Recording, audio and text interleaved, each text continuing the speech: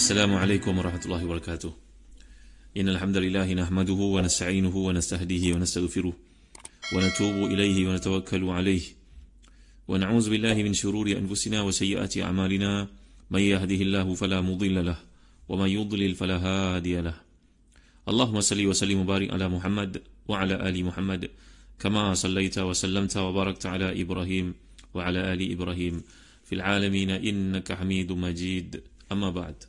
Para pendengar yang dirahmati dan dikasihi sekalian, kita masih lagi membincangkan ayat 108 dari surah Yusuf. Tolong buka muka surat 637, jadi yang keempat, tafsir Ibn Kathir. A'udzubillahi minasyaitanir rajim. Qul hadhihi sabili ad'u ila Allah ala basiratin ana wa man ittaba'ani wa subhanallahi wa ma ana minal musyrikin. Katakanlah, inilah jalan agamaku. Aku dan orang-orang yang mengikutiku mengajakmu kepada Allah di atas basirah, iaitu hujah yang nyata. Maha suci Allah dan aku tiada termasuk orang-orang yang musyrik. Di sini Allah menjelaskan kepada kita semua untuk membaca bahawa seriusnya tuntutan di sini supaya mengikut satu jalan. Ini bezanya, Islam ini sebagai satu disebut sebagai nur, sedangkan selain daripada Islam sebagai zulumat.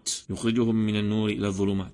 Mana mengeluarkan manusia itu daripada cahaya kepada kegelapan. Mengikut Islam, mematuhi perintah Allah SWT. Ini umpama yukhrijuhum minaz zulumati ila nur, mengeluarkan mereka daripada kegelapan bertingkat-tingkat kepada satu sahaja cahaya. Kataan digunakan isu singular, satu nur, tapi zulumat dirujuk kepada plural. Kenapa tak sebut zulmah? Kenapa zulumat? Kerana boleh kita fahami bahawa selain daripada Islam itu merupakan zulumat, kegelapan.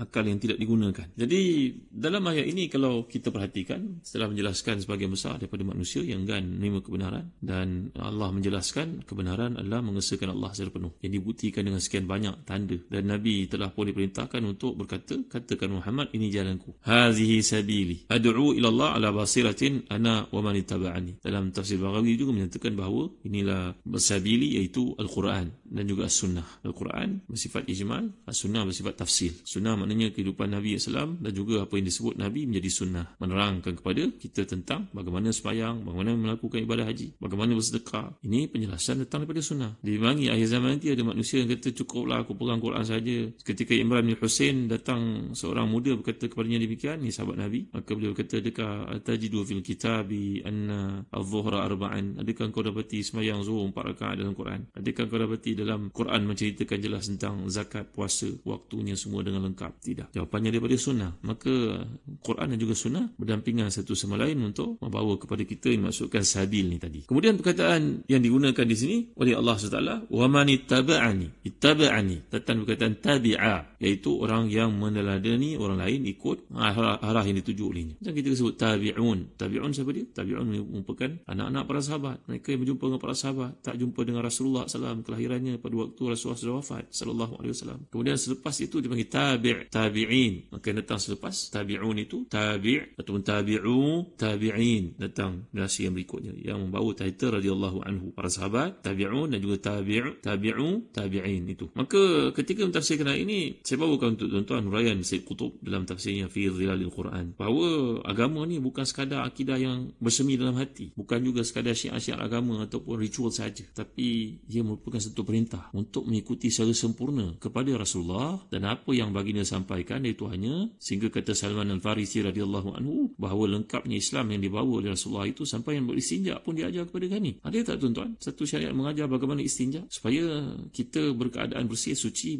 menghadap Allah SWT, supaya kita boleh sujud dalam keadaan kepala kita di bumi dan anggota kita yang punggung itu berada di atas. Untuk membolehkan melakukan demikian mesti ada wudu, dan wudu pula mesti ada tahara. Jadi penyempurnaan hidup sebagai muslim ini bukan setakat ikutan pada perkara bersifat doa, ucapan saja. Dia disertai dengan lengkap mengikuti Nabi secara syumul. Maka Islam tidak lain merupakan ikutan. Kerana itu sebut perkataan ittaba'ani, ikut penyebutan diri Nabi SAW terlebih dahulu, kemudian baru para sahabat, seperti yang saya huraikan dalam kuliah yang lalu. Ana wa man ittaba'ani, ini mengisyaratkan bahawa Rasulullah SAW merupakan satu individu yang patut diikuti sepenuhnya dalam segala urusan, dakwah baik, ibadah baik, kepimpinan baik. Maka kena ikut kualiti dan juga cara bertindak seperti Rasulullah SAW itu. Tak dapat disangkal bahawa Nabi mencapai kemuncak, climax, sampai Allah menyatakan wa innaka la'ala khuluqin azim. Sungguhnya engkau wahai Muhammad ada kemuncak kepada akhlak itu. Kalau akhlak itu ibarat sebuah binaan, Nabi berada di kemuncaknya, seperti penjelasan Imam Muntawalli Sya'rawi dan tafsirnya. Jadi tuntutan untuk mengikuti Nabi menuju ke kemuncak dalam segala tindak tanduk, amal ibadah dan juga akhlak ini, maka baginda tidak meninggalkan satu ayat pun. Baginda menjelaskan maknanya secara sempurna dan menunjukkan contoh tauladan sebaik mungkin. Tentu saja yang berdakwah diharapkan agar pengikut-pengikut baginda memiliki sifat yang dimiliki oleh ayat ittaba'ani itu, walaupun mungkin tak sama dengan Rasulullah SAW. Tapi banyak contoh itu yang boleh kita lihat keikhlasan para sahabat seperti yang diuraikan dalam pendapat Ibnu Mas'ud yang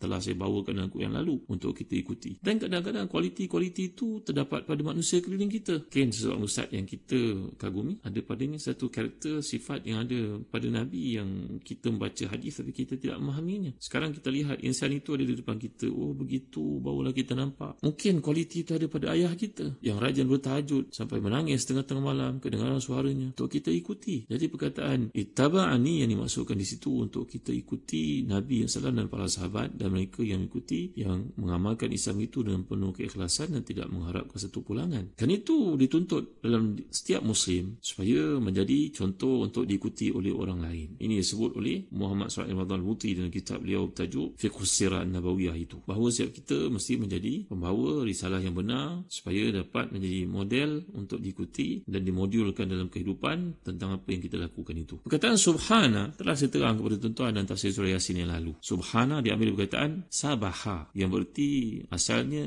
menjauh. Sebab itu seorang yang berenang menggunakan perkataan sabah, iaitu menjauh. Kerana boleh kita fahami seperti kata Ar-Raghib Al-Asfahani dalam tafsirnya Al-Mufradat, bahawa seorang yang berenang itu biasanya dia akan pergi jauh dari tempat dia melompat itu. Jadi bertasbih dalam pengertian syarak, ia merujuk kepada menjauhkan segala sifat kekurangan dan juga perkara yang tidak molek daripada Allah Subhanahu Wa Taala. Jadi dengan mengucapkan subhanallah itu, pengucapnya mengakui bahawa tidak ada sifat atau buatan Allah yang kurang sempurna ataupun tercela. Tidak ada ketetapan Allah yang tidak adil, baik kepada manusia, kepada binatang, kepada apa sahaja. Tidak ada yang tidak elok. Jadi perkataan subhanah di sini memberi kepada kita satu isyarat bahawa setiap ajakan menuju jalan Allah hendaklah disertai dengan tasbih, iaitu pencucian Allah Taala dari segala perkara keaiban, perkara yang tidak wajar untuknya. Dengan hati dan dikasihi sekalian, indahnya perkataan yang dipilih dalam Al-Quran ini untuk kita faham bahawa segala kesempurnaan itu milik Allah Subhanahu Wa Taala. Dan bila Allah bersifat dengan sempurna, maka jalan yang ditunjuk oleh Nabi SAW ini merupakan jalan yang paling sempurna. Tidak ada lebih baik daripadanya. Jadi amat malanglah kepada manusia bila mereka menolak dan seolah-olah mengatakan ada satu yang lebih baik daripada yang dibawa oleh Nabi SAW itu. Kemudian ayat yang ke-109,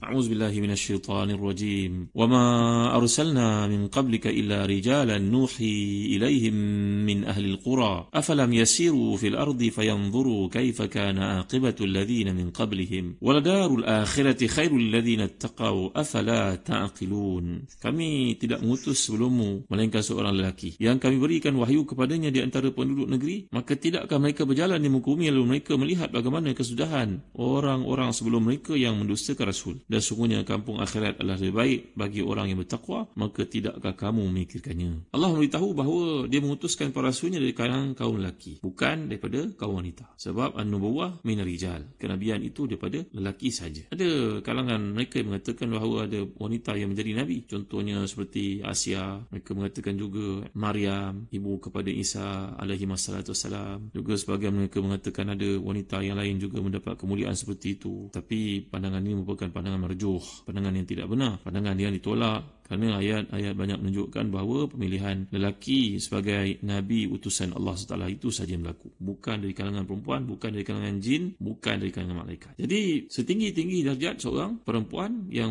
boleh dicapai olehnya adalah siddiqiyah, iaitu mencapai martabat mungkin sebagai seorang wali Allah, boleh jadi demikian, tapi dia tidak akan sampai kepada martabat nabiyyin. A'la rutbatin nisa as-siddiqiyah. Setinggi-tinggi darjat seorang perempuan boleh capai dalam ketakwaannya kepada Allah adalah menjadi seorang siddiq, yang kita baca dalam surah Nisa itu, "May yuti'illaha wa rasul fa ulaika ma'al ladzina an'ama Allahu 'alaihim min nabiyyin was-siddiqin wasyuhada'i was-salihin." Siapa yang mentaati Allah dan Rasulnya, maka mereka akan berada bersama dengan para nabi, para siddiqin, para syuhada dan juga para salihin. Jadi siddiqiyah adalah martabat yang mungkin boleh dicapai oleh seorang perempuan, seperti yang disebut oleh Imam Muhammad Urami dan tafsirnya Hada'i Qurawi wa Raihan. Jadi pendapat majoriti para ulama adalah berpandu kepada ayat yang mulia ini, bahawa Allah tidak memberi wahyu kepada perempuan dari keturunan Nabi Adam AS. Tidak memberi kepada mereka wahyu yang berisi syariat untuk disampaikan. Tapi ada pendapat sebagian ulama mengatakan bahawa Sarah, isteri Nabi Ibrahim, ibu pada Musa AS,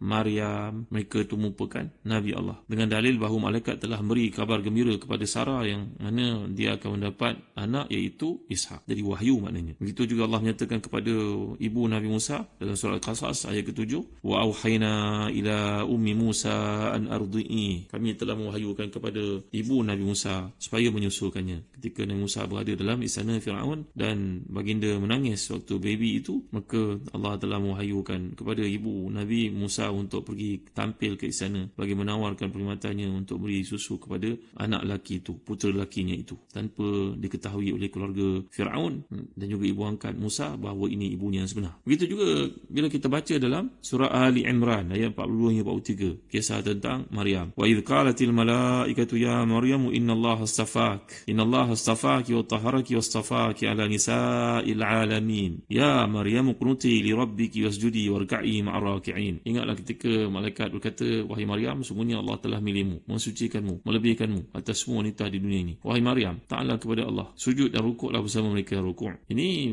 menunjukkan kepada kita bahawa golongan wanita yang terpilih ini juga diberikan wahyu. Maknanya malaikat bertutur dengan mereka. Tetapi daripada ayat yang banyak menunjukkan bahawa mereka tidak diutus menjadi nabi. Mereka hanya sampai ke martabat siddiqiyah seperti yang telah dinyatakan. Walaupun darjat ini dicapai oleh sebahagian wanita, tapi tidak bererti mereka menjadi nabi. Kalau yang mereka maksud itu kenabian adalah darjat kemuliaan yang tinggi, maka perkara itu memang tidak diragui. Tapi apakah darjat ini telah cukup untuk masukkan mereka dalam kalangan para nabi? Pendapat Ahlus Sunnah seperti yang dikutip oleh Syekh Abdul Hasan Ali bin Ismail Al-Sya'ri tentang mereka, bahawa tidak ada wanita yang menjadi nabi. Namun di antara mereka sampai kepada tahap siddiqiyah tadi, iaitu mereka ni merupakan wanita yang sangat mulia, seperti Maryam binti Imran, seperti Sarah isteri Nabi Ibrahim alaihi wassalam, begitu juga ibu kepada Nabi Musa alaihi wassalam. Jadi mereka ni merupakan manusia yang tinggi darjatnya di sisi Allah SWT, tetapi mereka tidak mencapai darjat kenabian. Jika adalah nabi di kalangan perempuan, pasti Allah akan menyebutnya dengan kata nabi pada kedudukan yang paling mulia dan paling agung itu. Tapi dalam Al-Quran hanya disebut sebagai perkataan siddiqah. Lihat dalam ayat yang ke-75 surah Al-Ma'idah, ketika menceritakan tentang kehebatan wanita yang namanya Maryam ini, maka Allah menyatakan, "A'udzubillahi minasyaitonirrajim. Mal Masih ibn Maryam illa rasul qad khalat min qablihi rusul wa ummuhu siddiqah kana ya'kulani at-ta'am." Al-Masih Maryam itu hanya merupakan seorang rasul yang sebelumnya juga ada para rasul diutuskan. Ibunya adalah seorang wanita yang jujur. Lihat, Allah menekankan wa ummuhu siddiqah, dan ibunya seorang yang siddiq. Keduanya juga makan makanan. Kana ya'kulani at-ta'am. Penyebutan tentang makan dalam ayat ini pun menarik untuk kita bahaskan, supaya mereka tidak menyamakan manusia ini dengan Tuhan. Kerana golongan Nasara mengatakan bahawa Isa bin Maryam itu Tuhan, tapi Allah menyatakan mereka makan. Dan terbukti bahawa dalam dapatan kajian terhadap Injil pun menunjukkan mereka makan. Last Supper. Tuan-tuan hati dan dikasih sayang, ayat ini sangat menarik untuk kita lihat kenapa Allah pilih Nabi di kalangan lelaki, tidak di kalangan malaikat, tiada di kalangan jin, tiada di kalangan perempuan, dan kemudian diambil daripada ahlil qura, penduduk negeri. Ada beza di antara penduduk sebuah negeri dengan penduduk yang datang daripada kawasan Badui. Badu. Apa bezaannya? Kan ke Nabi masa kecil dihantar oleh ibunya pergi ke kawasan Badui untuk belajar bahasa Arab. Tapi kenapa pula dalam ayat ini Allah menyebut perkataan pemilihan Rasul Nabi di kalangan mereka yang duduk di bandar, bukan di kampung? InsyaAllah kita akan pelajari perkara ini dan lagi tentang nikmat akhirat dan bekalan itu sebagai peringatan buat kita disebutan oleh Allah dan juga oleh Yusuf alaihi salam, supaya kita pelajari hakikat ini dan meyakininya. InsyaAllah perkara ini akan disebut dalam kuliah akan datang. Wallahu a'lam. Wa sallallahu ala sayyidina Muhammad wa ala alihi wa sahbihi wa baraka wasallam. Walhamdulillahi rabbil alamin. Wa barakallahu fikum. Wassalamu alaikum warahmatullahi wabarakatuh.